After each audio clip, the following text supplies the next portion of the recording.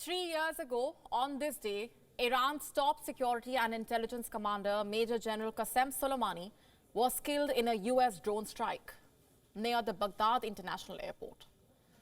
Soleimani was a hero for thousands of Iranians, but a terrorist for the United States. He was killed on the orders of the Trump administration. Let me first give you some background here. Qasem Soleimani was the top commander of Iran's Islamic Revolutionary Guard Corps. He led the Revolutionary Guard's Quds Force, which is the foreign-facing branch of Iran's powerful security apparatus. He worked closely with Iraqi and Lebanese allies. He nurtured proxy forces. He aimed to form a Shiite axis of power throughout West Asia. Soleimani played a pivotal role in shaping the Syrian civil war and tightening Iran's grip on Iraq. He carried out waves of militia attacks against Israel. Iranians lauded him as a hero. For them, he was a selfless hero fighting the country's enemies. But for the US, he was quite the opposite. On the 27th of December in 2019, the Iranian military fired rockets on an Iraqi military base in Kirkuk. An American civilian contractor was killed. Several US military service members along with Iraqi personnel were injured. And this was the last straw in a way for the US.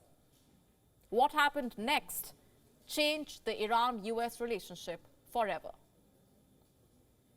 Early on 3rd January in 2020, General Qasem Soleimani arrived at the Baghdad International Airport from Syria. He was with the senior officials from Iran-backed Iraqi Shia militias when an MQ-9 Reaper drone rained missiles on the convoy. Then US President Donald Trump admitted that he had ordered the strike. He said he was trying to stop a war between the US and Iran. Trump asserted that Soleimani was plotting imminent and sinister attacks on American diplomats and military personnel. The move that was supposed to prevent a war, according to Donald Trump, ended up escalating tensions. Iran declared 3-day national mourning to honor Qasem Soleimani. The Iranian leader, Ayatollah Ali Khamenei, paid tributes to him as a martyr. He warned of vigorous vengeance, describing Soleimani as the international face of resistance. The Iranian president also echoed the threat. The US was accused of rogue adventurism by Iran. Iranian leaders called the attack an act of international terrorism. And 5 days after the killing, Iran fired ballistic missiles at 2 Iraqi military bases hosting US forces. No American troops died, but more than 100 suffered traumatic brain injuries. UN experts called Soleimani's killing unlawful. They said the US had no evidence that Soleimani was planning an imminent attack against American interests. 3 years on, Iran is still angry over the death of its hero. The Iranian military has said that Muslim youth around the world will never stop seeking revenge. We came today to stress on Iraq's sovereignty and demand the withdrawal of all foreign forces, whether American, Turkish or any other. We demand full sovereignty through the withdrawal of all foreign forces from Iraqi territories.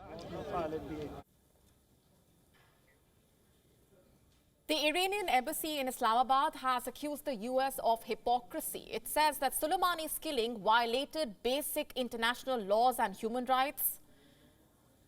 Iran is commemorating Major General Qasem Soleimani on his 3rd death anniversary. West Asia is trying to portray him as a hero, a martyr who died trying to protect his country. But this is in sharp contrast to the Western narrative. In fact, the UK is set to designate Iran's Revolutionary Guard as a terror group, the same group that Soleimani belonged to. And this comes as anti-hijab protests continue to rage in Iran. Last week, Iran's Revolutionary Guards arrested 7 people with links to the UK. Britain's Premier Rishi Sunak has urged Iran to stop detaining dual nationals. He has slammed Iran for using the arrest to obtain diplomatic leverage. There are two sides to the story. Both the West and West Asia are trying to sell their stories and narratives to the world. While Iran celebrates Soleimani as a hero, the US has justified his killing as an act to eliminate terrorism. America's attack and Iran's retaliation both have been deemed unlawful by the UN. Both have violated human rights. The incident frayed the ties between the two countries, and 3 years on, the debate still continues. WION now available in your country. Download the app now. Get all the news on the move.